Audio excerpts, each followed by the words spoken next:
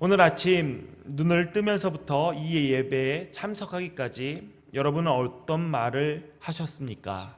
또 얼마나 많은 말을 하셨습니까? 요즘 세상과 세대가 악해져서인지 사람들의 말이 거칠어지고 목소리도 커졌습니다.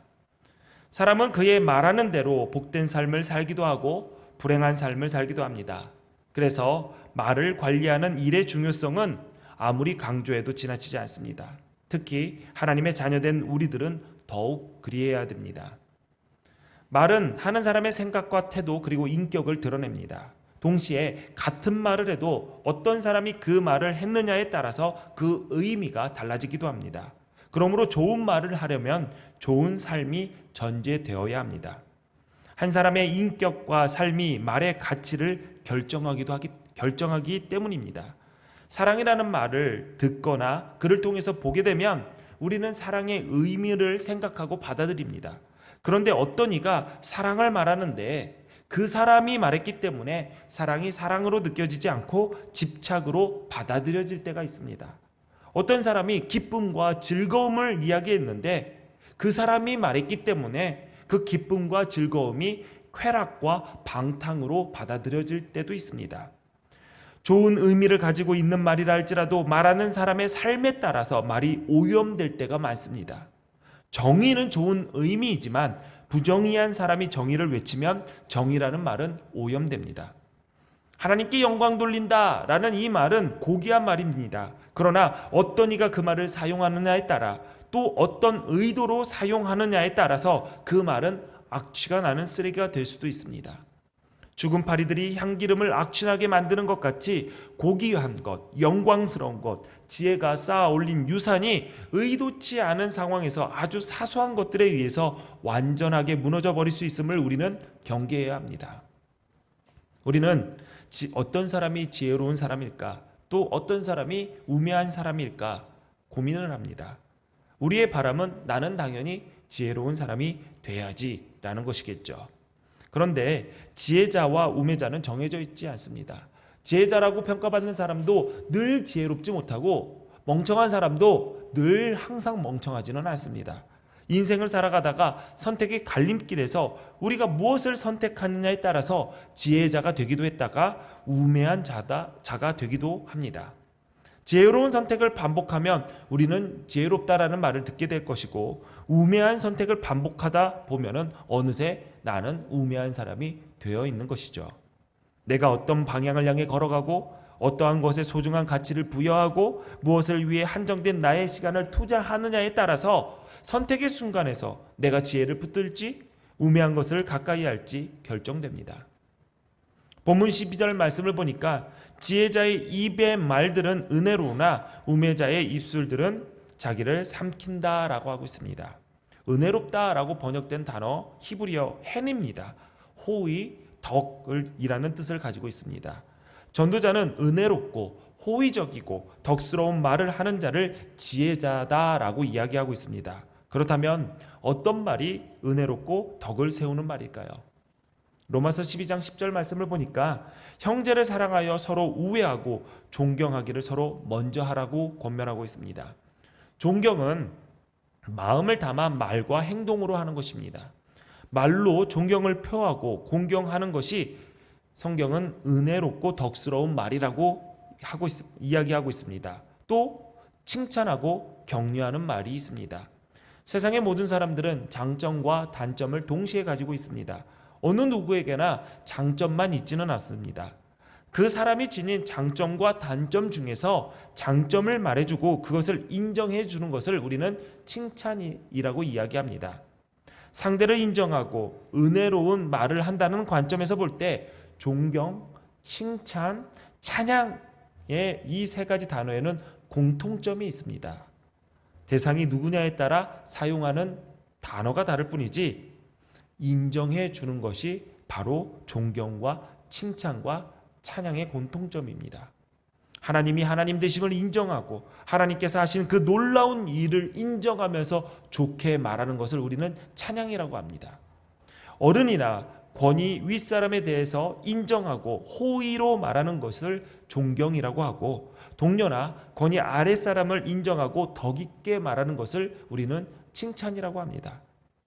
때로는 상대를 인정해 주기만 해도 그 말은 은혜로운 말이 될 수 있습니다. 당신은 내 남편입니다.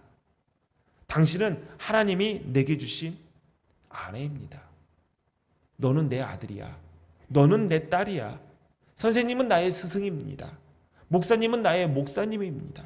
당신은 예수 안에서 나와 한 몸 이룬 소중한 지체입니다. 예수님은 나의 주님이십니다. 특별한 미사 여구가 아니지만 그냥 그 사실을 인정하기만 해도 이 말은 소중한 말, 가치 있는 말, 은혜로운 말, 덕 있는 말이 됩니다. 하나님께서도 우리를 인정하시고 그 인정하신 말을 말씀에 성경에 적어 놓으셨습니다. 너는 내 아들이다. 오늘날 내가 너를 낳았다. 너는 두려워 말라. 내가 너를 구속했다. 내가 너를 지명하여 불렀다. 그래서 너는 내 것이다. 내가 너를 보배롭고 존귀하게 여기며 내가 너를 사랑한다. 인정만 해줘도 그 말이 은혜의 말, 복의 말이 됩니다. 또 칭찬과 격려는 사람의 다짐을 이끌어냅니다. 아직 내가 그렇지 못하더라도 그렇게 되겠다고 다짐할 수 있게 만드는 것이 칭찬과 격려입니다. 저는 노래를 죄송합니다.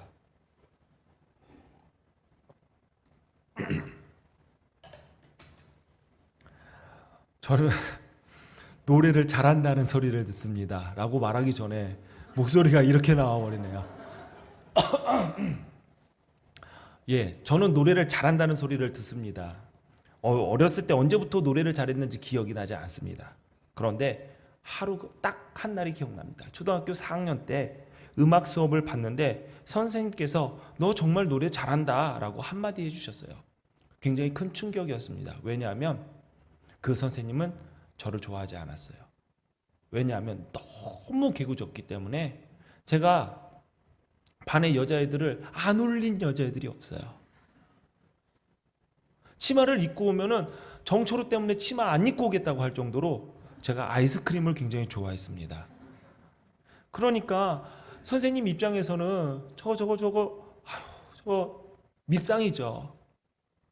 그래서 참 그 당시만 해도 공부 잘하는 아이들은 대부분 반장도 하고요, 부반장도 하고 뭐 학급에 무슨 부장도 시켜주고 그러는데 저는 공부 잘하는 말썽꾸러기여가지고요 항상 뭐 부원이었어요.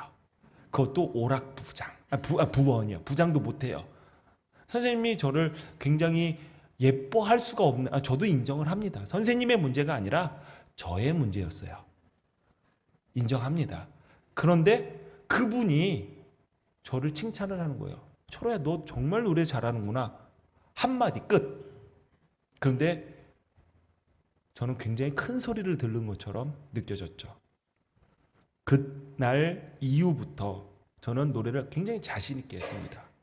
내가 노래를 잘하지? 그래서 고운 목소리를 내려고 하고 더 우렁차게 소리를 내서 노래를 하려고 하고 발음도 똑바로 하려고 해서 노래를 잘하려고 연습도 했습니다. 제가 다니던 학교는 당시 한 학년에 600명이 넘었습니다.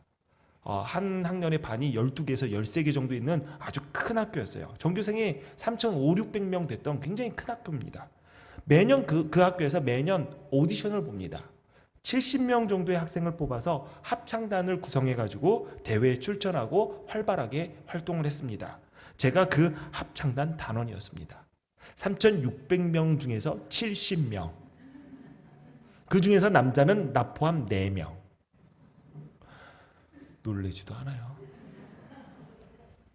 3,600명, 못해도 1,500명 중에서 4명.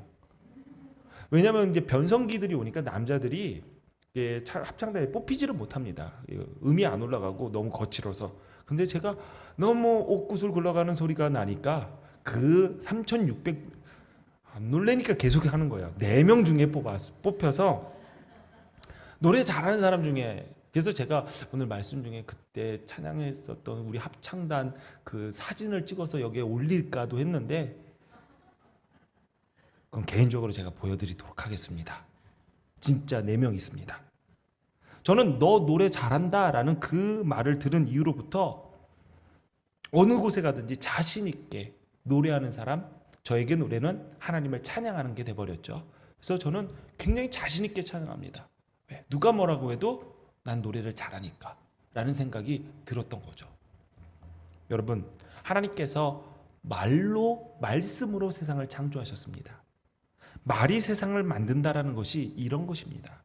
말이 사람을 죽이기도 하고 살리기도 합니다. 사람의 숨어있는 재능을 꺼내기도 하고 그 재능을 사장시키기도 합니다. 공동체를 힘있게 움직일 수 있게 하기도 하고 발목 잡아 넘어뜨릴 수 있게도 합니다. 그러므로 내가 하는 말이 상대방을 살리는 말인지 죽이는 말인지, 내 말을 듣는 사람으로 하여금 선의 가능성을 이끌어내는지 악함을 돌출시키는지 생각해보고 늘 신중하게 말해야 할 것입니다. 그렇다고 해서 남의 비유를 맞추기 위해 진실에서 벗어난 말을 상대방 듣기 좋으라고 하라는 뜻은 아닙니다. 진실의 바탕을 두고 따뜻한 말, 살리는 말, 인정해주는 말을 하라는 것이죠. 모든 말은 같은 말이라 할지라도 말하는 사람이 누구이냐, 말해지는 상황이 어떠하냐, 그리고 말하는 의도가 무엇이냐에 따라서 가치가 달라집니다. 그러므로 좋은 말을 하는 것도 신중해야 합니다. 그래야지 그 말이 지혜로운 말이 될 수가 있습니다. 예를 들어서 지금 정말 어려움을 겪고 있는 사람 앞에서 위로하러 간다고 찾아갔어요. 그러면서 이렇게 얘기를 합니다. 하나님께서 이렇게 어려움을 주신 뜻이 있을 거야. 아무리 어려워도 하나님의 뜻을 찾는 시간으로 삼아. 틀린 말은 아닙니다. 그러나 이 말을 지혜로운 말이라 할 수는 없을 것입니다. 기도해. 나도 어려울 때 기도해서 응답받았어. 지금 어려운 것은 기도 안에서 어려운 거야. 기도만 해봐. 그러면은 다 응답받아. 틀린 이야기는 아닙니다. 그러나 그 말을 듣고 힘내서 그래 내가 기도해야지 하는 사람은 열에 하나 찾기 어렵습니다. 그런 말은 하지 않는 것이 좋죠. 하나님께서 고난 가운데 선한 뜻을 품으신 것도, 기도하면 시험을 이길 힘을 얻는 것도 모두 다 사실이지만, 좋은 의미에서 전달되는 말이지만 이것을 상황에 맞는 말이라고 할 수는 없습니다. 너무 큰 어려움 앞에서는 정말 기도할 힘이 생기지 않을 때도 있습니다. 그럴 때는 내가 너를 위해서 기도하고 있을게 라는 말이나 그 말도 필요 없이 옆에서 묵묵히 그를 위해 기도해 주는 것이 소리는 들리지 않지만 더 지혜로운 말이라고 할 수 있는 것이죠. 상황이 맞지 않으면 좋은 말로도 상대방에게 큰 상처를 줄 수 있습니다. 이어서 전도자는 어리석은 자는 자신이 한 말 때문에 망하게 될 것이다 라고 이야기합니다. 그 이유는 13절에 나옵니다. 그의 입의 말들의 시작은 우매요 그의 입의 결말들은 심히 미친 것이니라. 어리석은 자들의 말은 별것 아닌 우매한 말로 시작되지만 그 끝은 놀랍게도 미친 짓으로 끝납니다. 미친 것, 광기라는 것은 이성의 통제를 벗어나는 것을 말합니다. 어리석은 말을 계속하다 보면 그 어리석음이 나를 삼킵니다. 그 어리석음이 주장하는 대로 이끌려서 결국 이성이 통제할 수 없는 상황에 이르게 됩니다. 잠언 18장 7절에 보니까 미련한 자의 입은 그의 멸망이 되고 그의 입술은 그의 영혼의 그물이 된다라고 얘기하고 있습니다. 미련한 말은 스스로를 사로잡는 그물이 됩니다. 예수님께서 우리에게 하신 경고의 말씀도 한번 들어보십시오. 마태복음 12장 36절 37절에 사람들은 심판날에 자기가 말한 온갖 쓸데없는 말을 해명해야 할 것이다. 너는 내가 한 말로 무죄 선고를 받기도 하고 유죄 선고를 받기도 할 것이다. 내가 아무 이유 없이 그냥 쓸데없이 한 말에 대해서도 심판의 날에 하나님 앞에서 왜 내가 그 말을 했었는지에 대해서 해명을 해야 된다니, 이것은 정말 무서운 말이죠. 말에 대한 또 다른 우매함이 본문 14절에서 15절까지 나와 있습니다. 우리 같이 한번 읽어보겠습니다. 14절부터 15절까지 시작. 우매한 자는 말을 많이 하거니와 사람은 장래일을 알지 못하나니 나중에 일어날 일을 누가 그에게 알리리요. 우매한 자들의 수고는 자신을 피곤하게 할 뿐이라 그들은 성읍에 들어갈 줄도 알지 못함이니라. 아멘. 아멘. 전도자는 우매한 자들의 특징을 하나 꼽고 있는데 그것은 뭐냐면 알지도 못하면서 말은 많은 사람이라고 꼽고 있습니다. 인간은 역사를 주관할 수 없기 때문에 당연히 내일을 알지 못합니다. 하지만 하나님은 역사를 주관하시는 창조주시기 때문에 장래의 일을 알고 계십니다. 전도자는 역사를 주관할 수도 없고 그렇기 때문에 내일을 알지 못하는 한계 속에 있으면서 모르는 일에 대해서 말을 남발하는 것은 우매한 사람이나 하는 것이다 라고 이야기하고 있습니다. 사람은 사람으로 하여금 하나님께서는 장래의 일에 대해서 능히 헤아리지 못하게 하셨다고 성경은 이야기하고 있습니다. 그러나 사람들은 이러한 하나님의 말씀에 귀를 기울이지 않습니다. 몰라야 하는 일들을 안다고 말하는 사람들을 찾아다니며 추종합니다. 하나님께서 나에게 직통으로 계시하셔서 안다라고 말하는 사람들은 모르기 때문에 그렇게 말하는 것입니다. 거짓 대부분 사기꾼이고 거짓말쟁이라고 보시면 됩니다. 미래의 일을 하나님께서는 분명히 성경은 이야기합니다. 헤아리지 못하게 하셨다라고 이야기하고 있습니다. 그러는데 내가 미래에 안다? 몇 월 며칠에 무슨 일이 일어난다? 북한이 내려온다? 누가 대통령이 된다? 이 문제가 해결된다? 이러한 말들을 하는 사람들은 모르면서 그냥 하는 소리입니다. 여러분, 알아야 할 것을 모르는 것은 부끄러운 일이 될 수 있지만 알 수 없는 것을 모르는 것은 당연한 것입니다. 하나님께서 감추신 것을 인간이 모르는 것은 어리석은 것이 아니라는 것이죠. 미래의 일을 다 아는 것처럼 많은 말을 하는 우매자는 성경에 이렇게 얘기합니다. 정작 자신이 들어가야 할 성읍의 문을 찾지도 못한다. 현실의 자기 앞가름도 제대로 못하면서 미래를 말한다는 것은 대단히 우매한 일입니다. 또 우매한 자는 바쁘게 살아야 됩니다. 제가 중학교 1학년 때 우리 수학 선생님께서 굉장히 재밌으셨습니다. 수학 선생님들 지금도 그럴지 모르겠지만 항상 수업 시간에 문제를 이렇게 적어요. 칠판에 적고 오늘이 7월 10일이니까 출석번호 10번, 20번, 30번, 40번, 50번 나와서 풀어. 그러면은 10번, 20번, 30번 나와서 문제를 풉니다. 그러면 뒤에서 막 얘기를 해주죠. 야, 마이너스 1. 그러면은 막 한참 풀다가 마이너스 1 하고 고칩니다. 그러면 옆에서 뭐라고 했죠? 아니야, 플러스 1이야. 그러면 플러스 1? 플러스 1로 고쳐요. 그리고 는 하고 답을 써요. 답을 쓸 때 선생님은 수학 선생님 가만히 이러고 있다가 얘들아, 공부 못하면 굉장히 부지런해야 된다라는 말을 딱 해요. 멍청하면 부지런해야 돼. 머리 나쁘면 부지런해야 돼. 저는 그 말이 뭔 말인지 몰랐어요. 왜 저런 말을 하지? 그리고 답을 쓰고 다 애들이 들어가요. 그러면 애들이 자기 자리에 앉아서 어떻게 하죠? 많은 이야기를 듣습니다. 야, 너 저거 잘못했잖아. 그 얘기 듣고 10번이 나와서 고칩니다. 그럼 옆에서 30번이 나왔다가 고쳐요. 왔다 갔다 해요. 그러면 들어갔는데 야, 그거 잘못 고쳤어. 그거 아니야? 하면 또 나가요. 그러면 선생님이 옆에서 웃으면서 봐봐. 공부 못하는 애들은 이렇게 부지런히 왔다 갔다 해야 되잖아. 공부 잘하는 애는 한 번 풀고 앉아서 있잖아. 그 얘기를 하시더라고요. 근데 제가 세상을 살면서 그런 것 같아요. 우매한 자들은 바빠야 돼요. 부지런해야 돼요. 왜 그런 줄 아십니까? 자기가 내뱉은 말을 수습하기 위해서 많은 시간을 써야 되기 때문에 바쁘게 살아야 됩니다.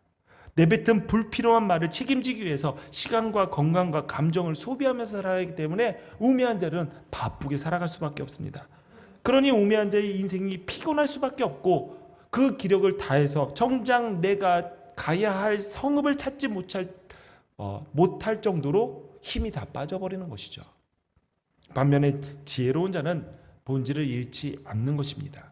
우매한 자가 가야 할 길을 가지도 못할 정도로 쓸데없는 일에 피곤하게 살아간다면 반대로 지혜로운 자는 지금 나의 힘을 정말 써야 할 때를 잘 알고 내 힘을 효율적으로 활용하고 가야 할 길을 분명히 알고 그 길을 걸어가는 자를 지혜로운 자라고 할 수 있는 것이죠. 요즘 시대에 모두가 다 분주하게 살아가고 있습니다. 밥 먹을 시간도 없이 바쁘다라는 사람을 우리는 쉽게 만날 수가 있습니다. 이렇게 바쁘고 정신없이 살아가는데 나의 분주함과 바쁨이 과연 내가 마땅히 가야 할 길을 가기 위해서인가? 아니면 그냥 바쁜가? 우리는 한번 우리의 삶을 성찰해 봐야 될 것입니다. 어디를 향해 질주하지만 어디로 가는지 모르고 바쁘게 걸어가는 자는 어리석은 것이죠. 여러분 요즘 바쁘십니까? 그렇다면 여러분은 무엇으로 그렇게 분주하십니까? 지혜로운 사람은 여유 있어 보이지만 가야 할 곳, 해야 할 것을 정확하게 압니다. 우리가 매일 바쁘게 살아가는 것이 어디로 가는지 모르는 어리석은 질주가 아니라 마땅히 걸어가야 할 사명의 길로 향하는 열정이기를 바랍니다. 전도자는 이어서 화가 임하는 나라와 복이 임하는 나라를 비교하고 있습니다. 16절에 보니까 왕은 어리고 대신들은 아침부터 잔치하는 나라여 내게 화가 있도다 라고 했습니다. 왕이 어리다라는 말은 나이가 연소하다는 것이 아니라 철이 없다라는 의미입니다. 어린 왕은 경험도 실력도 백성을 이끄는 리더십도 부족할 뿐만 아니라 나라 전체를 보는 눈이 없어서 장래를 조망하지 못합니다. 백성 개개인에 대한 애착과 이해도 부족합니다. 당연히 각 나라의 각 기관에 요구되는 지도자의 자질도 모르고 혹여나 알더라도 그런 자질을 가진 적격자를 보는 안목도 없습니다. 그래서 주변에는 지혜로운 참모가 없고 어리석은 대신들만 넘쳐납니다. 이들은 자신에게 주어진 권력으로 자신의 이익만을 위해서 살아갑니다. 백성들은 그냥 자신의 욕망을 이루어주는 도구로만 볼 뿐이죠. 아침부터 잔치를 벌이며 사치스러운 삶을 사는 것은 나에게 주어진 사명을 특권으로 오해하기 때문에 일어나는 일입니다. 그래서 나에게 백성들을 다스리라고 그리고 나라를 돌보라고 주어진 그 권력을 가지고 나의 유익을 위해 나의 기쁨을 위해서 잔치를 벌이고 취하고 그렇게 살아가는 것들이 바로 어리석은 사람의 삶인 것이죠. 이런 지도자들은 하나님으로부터 버림받았습니다. 왜냐하면 그들이 하나님을 먼저 버렸기 때문이죠. 왕의 자리에서 자신에게 맡겨진 권력을 가지고 사치스럽고 나의 욕망을 위해서만 살아가기 위해서 나의 욕망을 채우기 위해서만 살아가려면 가장 먼저 해야 할 일은 하나님의 그 뜻을 버리는 것입니다. 하나님께서 나를 그 자리에 세우신 그 뜻을 버려야지 사치스럽고 나의 욕망을 위해서만 살아갈 수 있는 것이죠. 그러니 이러한 상황을 재앙이라고밖에 할 수 없는 것입니다. 하나님께서 나를 버리고 내가 하나님을 버렸으니 이것이 재앙이 아니고 무엇이겠습니까? 우리도 하나님께 부여받은 권위가 있습니다. 가정에서, 일터에서, 교회에서 여러 자리에 세우시고 그에 합당한 권위를 주셨습니다. 가정에서 아버지에게는 아버지의 권위를, 어머니에게는 어머니의 권위를, 남편에게는 남편의 권위, 아내의 권위. 그래서 그 권위를 가지고 가정을 돌보고 배우자를 세우고 자녀들을 양육하며 살아가라 라고 했는데 그 가정에서 권위를 가지고 나를 위해서 사용한다면, 나만 편하려고 산다면, 그렇다면 그것은 어리석은 자고 하나님의 뜻을 저버리는 것입니다. 일터도 마찬가지입니다. 일터에서 내가 세워진 그 자리에서 하나님께서 나에게 부여하신 권위를 가지고 그 일터에서 나에게 준 권위를 가지고 나를 위해서 살아가는 것이 아니라 다른 이들의 유익을 위해서 살아가는 것이 그리스도인의 삶이라는 사실을 잊지 마시기 바랍니다. 교회의 직분도 마찬가지입니다. 직분은 내가 하고 싶으면은 했다가 안 하면은 하기 싫으면은 놨다가 하는 것이 아닙니다. 하나님께서 그 직분을 주시면 그에 합당한 능력도 주십니다. 그러면은 그 직분을, 그 능력과 복을 주시는 이유는 그 직분을 감당하라는 것이죠.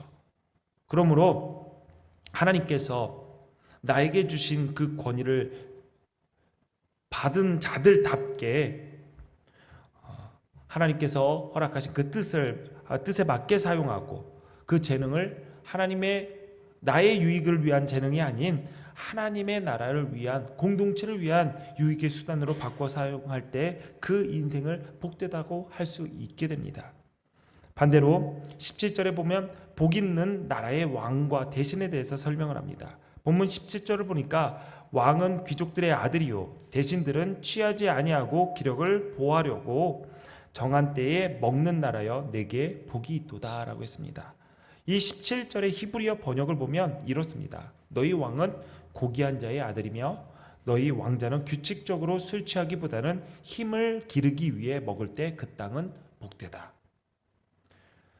왕에게 철이 들었다라는 것은 왕답게 백성들의 처지를 헤아려 그들을 돌보는 것입니다.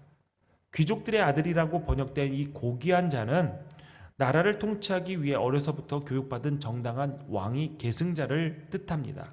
왕위에 오르기 전 왕자 때부터 타락하지 않고 자신에게 주어진 권력을 절제하여 필요할 때 사용하기를 배우고 훈련했다라는 것이죠. 또 대신들은 취하지 않습니다. 먹을 것을 탐하지 않고 주어진 일을 잘 감당하기 위해 규칙적으로 먹습니다. 백성을 성실하게 섬기기 위해 불필요한 것을 하지 않고 그것에 과도한 관심을 쓰지 않는다라는 뜻이죠. 동서고금 역사를 보면 왕은 신하에게 조언을 구하고 신하는 왕에게 직언을 할 줄 알 때에 그 시대는 평안했다라는 것을 알 수 있습니다. 철없는 왕, 반대말은 뜻이 서 있는 왕이 될 것입니다. 공동 번역은 본문의 귀족의 아들을 이렇게 번역했습니다. 뜻이 서 있는 왕. 뜻이 서 있는 왕이라는 것은 내가 왕으로서 어떤 일을 감당해야 할지, 내가 어떤 길로 이 나라를 이끌고 가야 할지를 명확히 아는 자를 말하는 것입니다. 성경에서 말하고 있는 뜻은 내가 세운 뜻과는 거리가 멉니다. 왕이 자기에게 왕이 될 수 있는 권한을 주신 분이 누군지를 분명히 알고 그 하나님이라는 사실을 분명히 알고 그분의 뜻을 행하는 것이 바로 성경에서 말하는 뜻이 서 있는 왕이 될 것입니다. 예수님께서도 이와 같은 말을 하셨습니다. 요한복음 6장 38절에 보니까 내가 하늘에서 내려온 것은 내 뜻을 행하려 함이 아니요 나를 보내신 이의 뜻을 행하려 함이니라 라고 했습니다. 우리의 삶도 돌아봐야 됩니다. 왕이 자신에게 세워진 하나님의 뜻을 이루는 사명을 감당하기 위해 어려서부터 교육을 받았던 것처럼 나도 지금 내 사명을 감당하기 위해서 훈련받고 배우고 익히는 일에 게으르지 않고 있는가? 자신에게 주어진 것을 나만의 유익을 위해 사용하면서 타락할 것을 경계하며 절제하는 훈련을 게을리하고 있지는 않은가? 여러분은 어떤 뜻을 세우며 살아가고 계십니까? 나를 이 땅에 보내서 살게 하신 하나님의 뜻이 무엇인지 발견하셨습니까? 여러분은 하나님의 뜻을 이루기 위해 타락에 빠지지 않기 위해 내가 누릴 수 있는 것들을 통제하는 규칙 속에서 스스로 절제하며 살아가고 계십니까? 아니면 그냥 내 뜻대로, 내가 원하는 대로, 내 마음대로, 내 편한 대로 살아가고 계십니까? 우리가 하나님의 뜻을 위해서 살아가지 않고 하나님의 뜻을 세워놓은 자로 살아가지 못할 때 아무리 나이가 많고 아무리 머리가 하얗다 할지라도 어린 왕, 철없는 사명자에서 벗어나지 못할 것입니다. 뜻을 세운 사명자는 나를 향한 하나님의 뜻을 찾고 이루기 위해서 그 뜻이 담긴 성경을 가까이 하며 읽고 묵상합니다. 먹고 마시는 것이 탐욕을 채우는 수단이 아니라 혹시 기력을 잃어 그 뜻을 이루는 일에 방해가 되지 않을까 힘을 키우기 위해 규칙적으로 먹고 마십니다.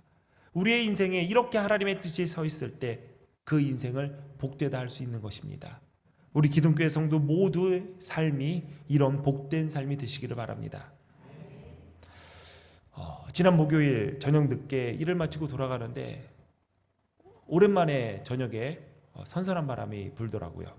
그래서 바람이 너무 좋아서 바로 가지 않고 기도하면서 교회 근처를 한 바퀴 혼자 천천히 걸었습니다. 기도를 하고 있는데 옆에서 너무 떠드는 거예요. 누가 떠드냐면 풀벌레와 개구리들이 떠들더라고요. 차가 안 지나다니니까 굉장히 조용했습니다. 동네가. 근데 풀벌레 소리랑 개구리 소리가 들려요. 오랜만에 개구리 소리 들어본 것 같습니다. 여러분, 여름에 논밭에서 개구리가 울면 몇 마리 정도가 우는 것 같습니까? 여기 KTX 철길 건너면은 앞에 좀 논이 있는데 거기만 가도 개구리 소리를 들을 수가 있는 것 같습니다. 그럼 개구리는 기본 한 수백 마리가 이제 와글와글 우는 것 같죠. 그런데 개구리는 그렇게 많이 울지 않는다고 합니다. 그런데 왜 그렇게 많이 우는 것처럼 느껴질까요? 개구리의 입에는 소리를 울려주는 공명장치가 있다고 합니다. 그래서 한 마리의 우는 소리가 사람의 귀에는 10마리 정도 소리로 들린다고 합니다. 여러분, 사람의 말에도 공명 효과가 있습니다. 울림의 효과, 떨림의 효과가 있습니다. 사랑의 소리, 소망과 격려의 소리, 축복의 소리는 울림의 효과가 있습니다. 그래서 말하는 자뿐만 아니라 그 울림을 듣는 자들 모두 행복해집니다.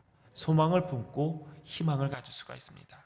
오늘 본문에서 말하고 있는 지혜자의 입의 말이 여기에 해당될 것입니다. 반대로 비방하는 소리, 낙심하는 소리, 불평한 소리, 누구를 탓하는 소리, 나 혼자 내뱉고 끝내는 것이 아니라 사람의 입에 공명 효과를 타고 계속 울려서 퍼집니다. 그 비방의 소리, 낙심의 소리, 원망의 소리는 자기를 삼킬 뿐만 아니라 주변에 있는 모든 사람들을 삼키고 그 결말은 이성으로 통제되지 않은 광기 어린 일들로 끝날 것입니다. 하나님께서 우리를 이 땅에 보내시고 자녀 삼으셔서 하나님의 뜻을 이루는 왕 같은 제사장으로 세우셨는데 그 기적 같은 은혜 속에 있으면서 불평과 원망의 말을 하는 우매한 자가 우리 가운데 있어서야 되겠습니까? 우리의 삶이 날마다 복과 기적으로 가득한 축제인데 기쁨으로 누릴 수 있는 시간에 불평하고 비난하며 살면 되겠습니까? 사랑하는 기둥교회 성도 여러분, 사람 안에 가득 찬 것이 입으로 나오기 마련입니다. 마음속에 담긴 생각이 무엇입니까? 여러분의 삶에 세워놓은 뜻이 무엇입니까? 여러분은 어떻게 말하고 사십니까?